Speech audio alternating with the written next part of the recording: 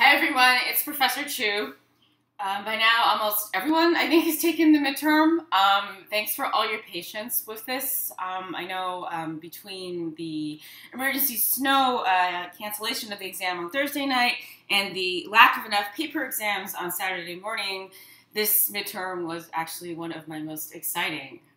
So I really thank everybody, especially the 6 of you who went to the midterm on a cold Saturday morning and had to walk away. So please be in touch with me with any questions. I hopefully will get the midterms in the mail this week. We'll get them graded very fast. We'll get grades up. But in the meantime, ask me any questions. And well, we're on to the next lesson. Next week we'll be back to normal. We are doing lesson 8, but there is something new, which is after weeks and weeks of learning Greek combining forms, we're learning Latin. Now, this might be good news to you in the sense that a lot of English words are from Latin. In some cases, they come through French. So there's a long list of prefixes to learn, but a lot of them will be much more familiar. Some of the prefixes, for instance, are words like sub, meaning under, or trans, meaning across, or ex, meaning out of. So those are words that we see in a lot of English, prefixes that we see in a lot of English words, should be more familiar. There are also a bunch of suffixes to learn, quite a long list of that. And then there's a bunch of combining forms from Latin nouns. And I just need to say a word about Latin nouns. Now, the beauty of the Latin language, it's a beautiful language, just like ancient Greek, is that Latin is what we call an inflected language. Like ancient Greek, you change the endings of words to indicate how they're used in a sentence. You might be familiar with the idea of conjugating verbs. In Latin, meaning we change the ending of a verb so we know what person it is. In English, for instance, I would say I jump, but I would say he jumps with an S on the end of it. That's conjugating a verb in English. I jump, he jumps. In Latin, we have to change the ending a lot more often, and for nouns too. In Latin, there are 5 sets of endings that can be applied for nouns. Each of these sets of endings are called declensions. So there's 5 declensions in Latin.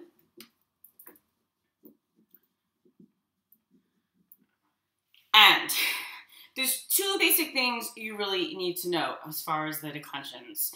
The first is that because of these changes, because we do what we call decline a noun in Latin, this means that sometimes we'll see a form of a word in English that is different, but it's actually from the same Latin word. As an example, the Latin word radix means root.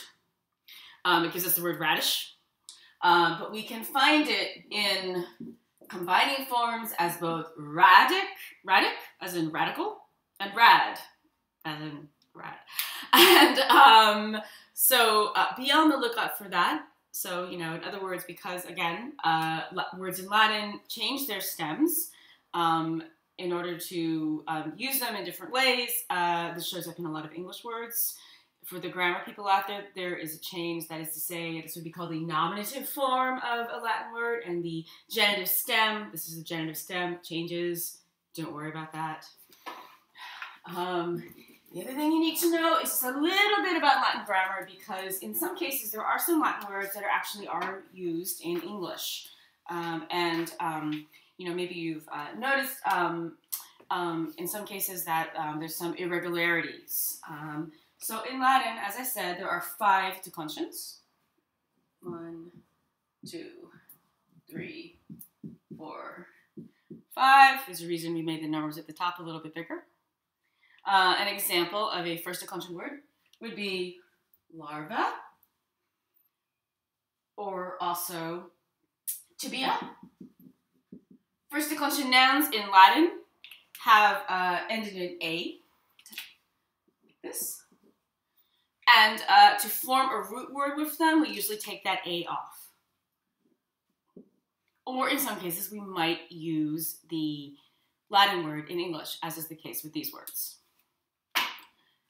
The second declension, and I should also note that the first declension nouns are, for the most part, feminine in gender.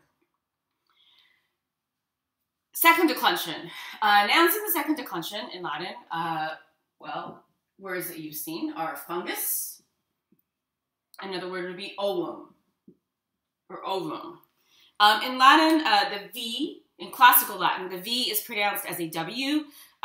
You can just pronounce it as a V. There's actually evidence that the Romans pronounced the V as a V. This is a debate way beyond a medical terminology class, but if you hear me saying a W for a V, like saying ovum when I should say ovum, that is why. I learned Latin when I was 13 years old, so I've been doing Latin for the better part of my life. Okay, so fungus, the second declension word, is masculine. Ovum is a second declension word. It is neuter. The difference is that fungus has this US ending, and ovum has this UM ending. One way you can think about this is that in Latin, the names of women end in an A. For instance, Claudia, or Calpurnia, the wife of Julius Caesar. There's the A. Whereas men's names end in a US. For instance, Gaius, which is actually the first name of Julius Caesar, or Julius himself. There you go. So if you're trying to remember that the A is for a feminine noun, the US is for a masculine noun, that's one handy way to do that. Anyways, and then the UM, yes, indicates neuter. So these two words are used in English, but in some cases, in the cases when an English word is formed from a Latin Latin noun of this type, you take off the US or the UM. Okay, then there's something called the third declension. The third declension is, well, when I teach Latin, I always say it's the most fun because most of the nouns in Latin are from it. An example is cervix, which means the neck. Now, the reason the third declension is that word is actually feminine, and there can be masculine, feminine, and neuter nouns in the third declension. The reason the third declension is so much fun is that whereas generally in the first declension you have this A to tell you have a noun, the US here, or the UM here, third declension nouns can be of multiple sorts. They can be like the word corpus, which means body. That actually, I know it looks like a second declension ending. It's actually third declension. Latin is great. Latin is great. Or another word, what can I throw out at you? How about the word mors? That means death. It's feminine noun.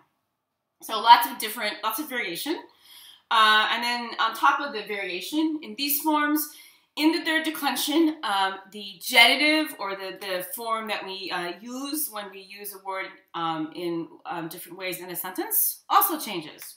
So that's confusing, especially if you are a Latin student, of course. Cervix becomes like that. Corpus becomes like that. And mors becomes mort. Oh dear. Yes. So in the book, they simplified this confusion for you. You are not learning Latin. We are learning medical terminology. They generally want you to learn what we would call in Latin class the genitive stem, or the stem that's actually used in English words. But you will see if you look in your book that they give it to you. They tell you the Latin original words, and then the combining form they give you is what I would call the genitive stem. That combining form is obviously what you learn. You do not need to know the original Latin word. If you'd like to learn it, that is fabulous, but, you know, enough is enough. Finally, I'm afraid my third declension intruded on the poor fourth and fifth declension. We'll just erase some of these wonderful words. Okay, the fourth declension words, quickly, there are not so many of either of these, so you really just need to worry about the top three. An example would be the word meatus, which means a passageway. I know it looks like meet us. It's meatus. I also know it has a US here, which is like the US in the second declension, and okay. Take my word for it. This is a fourth declension word. There are not as many of them. I'm just going to point that out, but the stem that you need to actually learn is meat. That's listed in the vocabulary. It is not meat, it is meat, but You don't have to worry about pronouncing Latin correctly. It is a dead language. And this isn't a Latin class. Anyways, meatus. So this is a masculine fourth declension noun. And then there are very, very, very, very few neuter fourth declension nouns, like the word genu, as in genuflect, to bow, which I'm doing. Expand the knee. Finally, fifth declension, a word like rabies, rabies. In Latin, this would actually be pronounced in Latin as rabies, with that syllable separate. There aren't that many fifth declension nouns, though, so you don't, again, need to worry so much about them. But the stem would be that part. So that's the word about why the combining forms of Latin nouns look the way they do. One other thing to let you know is that because there are some Latin words that are used in English for medical terms, occasionally we see these words in a plural form. So you don't add, adding s. We add s to most words in English. Sometimes we add other kinds of, we add other things at the end of an English word. For instance, we'll have the word box. You make that plural by saying boxes. Or, versus, I don't know, gift, gifts. Okay, you know that. In Latin, we have to change the form of every single noun to make it plural.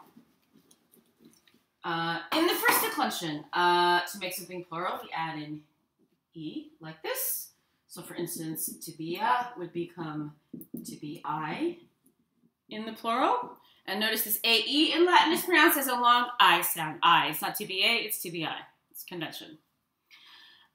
In the second declension, the plural form for a masculine noun would be fungi. Also in Latin, the G is pronounced as a hard sound, so it's not fungi, it's fungi. Again, pronunciation is not important. It's not important in Latin class, it's not important in this class. So that's the plural ending is this I. And then for a neuter noun, the plural ending is an A, owa or ova. This is all laid out for you in a beautiful chart. I actually really like charts. Beautiful chart on page 189 that you can admire. It's not, it's here. Okay. Third declension. Well, a feminine noun has an ES ending. Feminine or masculine noun has the ES ending. Whereas a neuter noun, which actually includes the word corpus, which means a body, has an A ending. And then we don't need to worry about the plurals for the fourth and fifth declension. We're not going to see those too much. They're mentioned in the book too. Don't want to overcomplicate what I have written up here. But again, it is necessary to know a little bit about Latin grammar just to understand better why some of these combining forms change the way they do, and why the original Latin word, when it is used in an English word, is sometimes not exactly like it is in Latin. Another reason the book points out that some Latin words change when they enter, when they're used in English words, is because a lot of words that have Latin roots come into English through French. And so they've already been, francophonized, or whatever you want to say. So that affects their spelling and sometimes their pronunciation.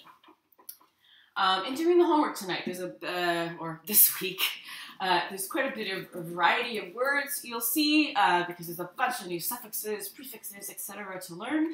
One thing I do want to point out to you is that some of the words are hybrid, which is to say, they use both Greek and Latin. So that is something you'll have to keep an eye out for now. An example would be meatoscope. So an instrument used to see through a passage. Or another word. And we also have another word, which is myelofibrosis, which comes from the Greek word for bone marrow, myel. And fiber, which is from a Latin word meaning fiber or filament. We know that osis means an abnormal condition, so it's an abnormal condition involving the bone marrow. and something about the fibers. And of course, the O is a connecting vowel. So yes, again, when you have a combining form ending in a consonant and a suffix, or even another combining form, as here, that begins in a consonant, you need to use a combining vowel. With words from Latin, the combining vowel will be an O. It might also be a U. So, moving on to Latin. And I also have to say, I have really been enjoying this course. It has been really great to teach you. I'm glad I got to talk or chat a little with you, some of you, on the midterm. And I'm really looking forward to the second half of the course. You're all doing a really great job. You're learning a ton of material. And I hope it's helping a lot.